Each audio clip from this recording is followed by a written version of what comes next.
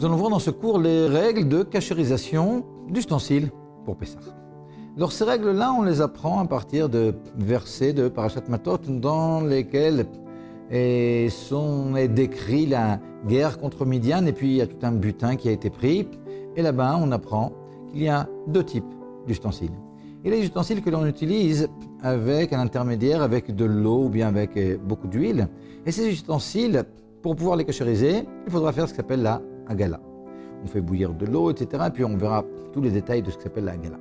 Alors que les ustensiles qui sont directement en rapport avec le chametz, ici en l'occurrence, ces ustensiles auront besoin de ce qui s'appelle le liboun, c'est-à-dire qu'il faudra un chalumeau pour pouvoir enlever le chametz qui est dans les parois. Alors je vais prendre deux exemples. Premier exemple, si je prends une casserole par exemple, dans laquelle je fais cuire des pâtes. Alors évidemment c'est avec de l'eau. Alors pour pouvoir cachériser cette casserole, il faudra que je fasse bouillir de l'eau dans la casserole. On verra exactement comment, et c'est comme ça que je cachériserai ce qui s'appelle la hagala. Mais si je prends maintenant une poêle dans laquelle je fais réchauffer des borécasses, quand bien même il y aurait un petit peu d'huile, un petit peu c'est comme s'il n'y en avait pas, et bien ici pour pouvoir faire sortir le chametz qui est dans les parois, il faudra que je fasse le liboun, c'est-à-dire que j'utilise un chalumeau, donc c'est vraiment quelque chose de complètement différent.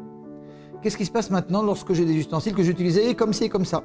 C'est-à-dire que j'ai par exemple une poêle qui est profonde dans laquelle en général je fais des chips avec beaucoup d'huile. Donc a priori on aurait dit il faut faire la hagala. Or une fois de temps en temps je vais l'utiliser avec très peu d'huile pour réchauffer des borécasses.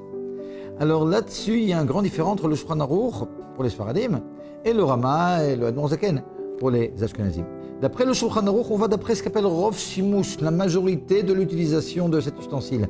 Par conséquent, dans le cas que je viens de décrire, il suffira de faire la hagala à cette poêle.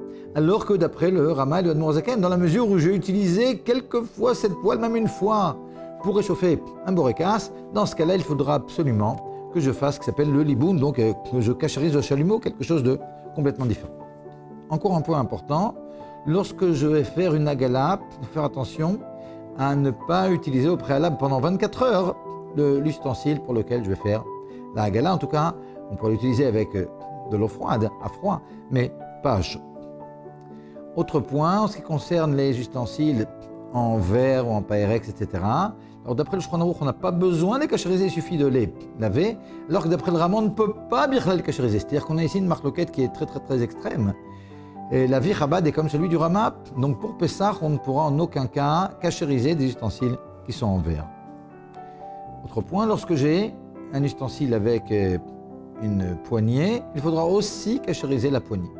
Maintenant, contrairement à ce qu'on appelle la Tvilat Kelim, lorsque je vais tremper au mikvé un ustensile, alors il faut absolument que tout ustensile soit dans l'eau en une fois. Pour ce qui est de la hagala, je peux le faire en deux fois. C'est-à-dire que si j'ai un grand ustensile, et qu'il faut que je le trempe d'abord, que je le mette dans l'eau bouillante d'abord d'un côté puis après de l'autre, on le fera comme ça en deux fois. Comment exactement faire la hagala, ça on verra dans un cours très prochainement.